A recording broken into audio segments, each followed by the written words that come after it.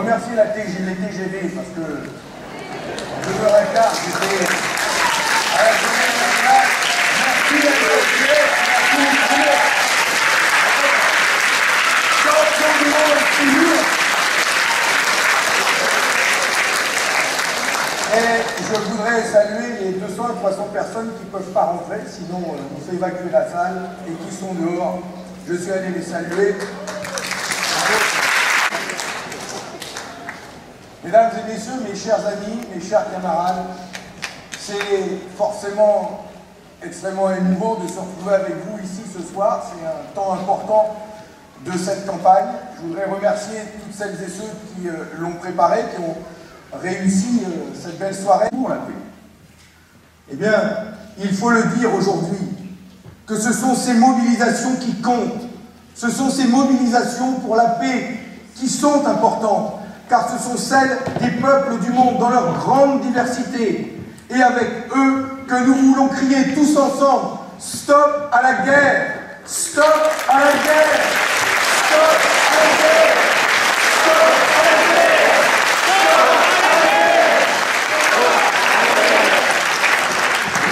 C'est ce cri, c'est cet appel au cessez-le-feu que nous voulons faire entendre, en solidarité au peuple ukrainien face à l'horreur qui s'abat sur eux. Et c'est par la force de ce mouvement international, de ces marées humaines, que nous arrivons aussi à établir des ponts avec les pacifistes russes, qui eux aussi veulent faire entendre leur voix avec tellement de courage, tellement ils sont réprimés. Oui, ils ont du courage, le courage de s'élever contre l'autocrate Poutine, le courage de s'élever contre ce serviteur zélé des milliardaires qui s'enrichissent sur le dos du peuple russe, le courage de s'élever contre cette amie des oligarques qui sont salués.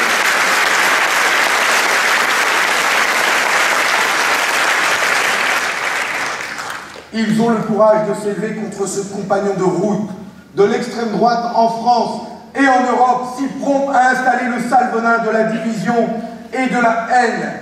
Nous faisons la différence entre le dirigeant Poutine et le peuple russe.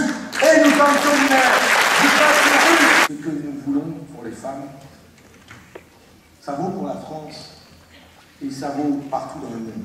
Et je pense, nous pensons ce soir à ces femmes qui se battent pour leurs droits et pour leur liberté dans le monde. Je pense aux valeureuses femmes kurdes, admirables du courage de leur combat magistral contre l'État islamiste. Je pense aux femmes iraniennes à qui la loi impose le port du voile et qui bravent l'interdit en se dévoilant dans l'espace public en vue de et je pense aux femmes d'Afrique qui se lèvent contre cette mutilation barbare et l'exclusion.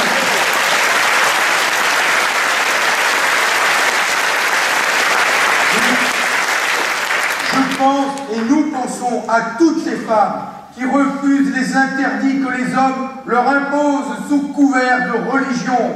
Nous pensons à elles, honneur à elles.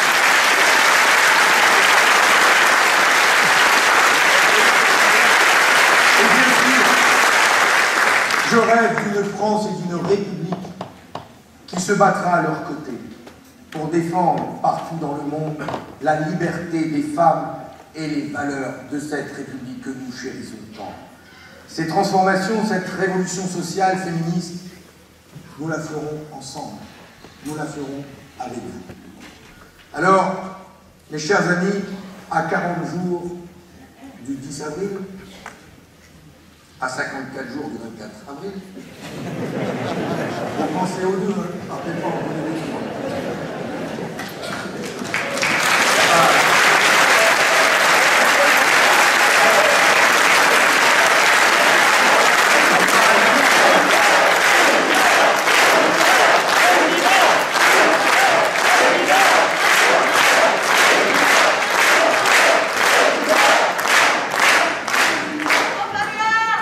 Bien sûr, depuis le début de cette campagne, nous avons parcouru du chemin. Des millions de Françaises et de Français, de nos concitoyens, nous découvrent, me découvrent, beaucoup s'interrogent, beaucoup découvrent aussi qu'une lueur à gauche est en train de grandir, qu'il se passe quelque chose de nouveau, de neuf, de frais, je disais.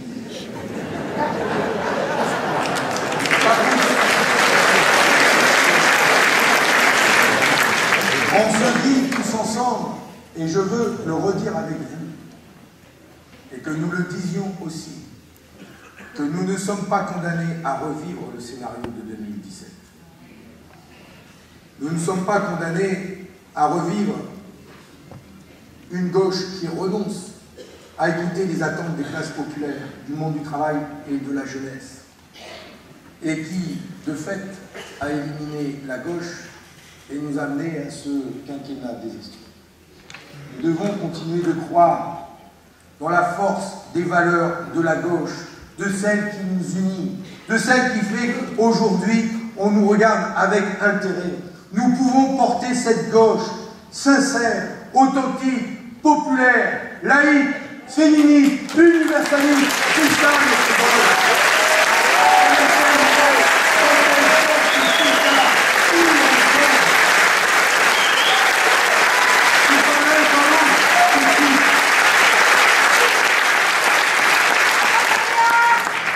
Oui, ce que nous réussissons à faire naître en ce moment et à grandir, nous devons le mettre à disposition de tout notre peuple, sans distinction, sans leur demander leur carte d'électeur pour qui ils ont pu voter avant.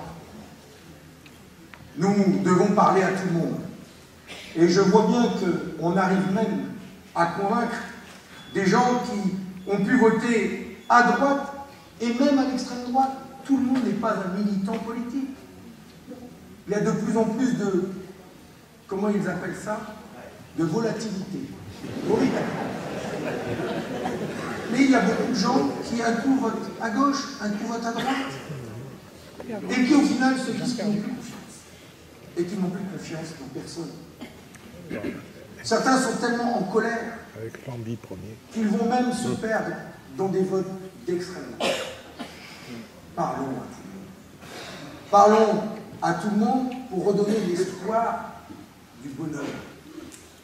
De leur dire que c'est possible. Parlons à tout le monde parce que je crois sincèrement que dans notre France, il y a toujours une classe ouvrière qui est peut-être noire de colère, mais qui a toujours le cœur rouge et à qui nous devons parler sincèrement, leur tendre la main et construire avec elle une vie de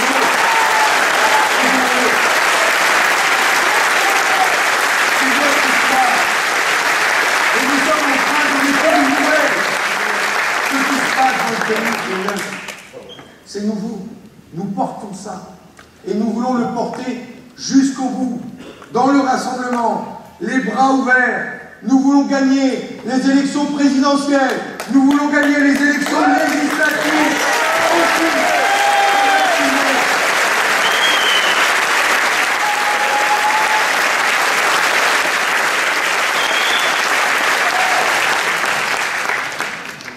Mais je vais vous le dire, c'est vous qui avez le pouvoir de changer. C'est pas moi.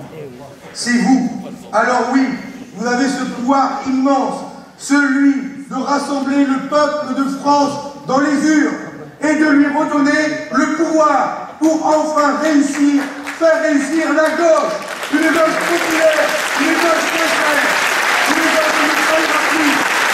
Mes chers amis, mes chers camarades, allons-y avec confiance. Vive la France, vive la République, vive la France.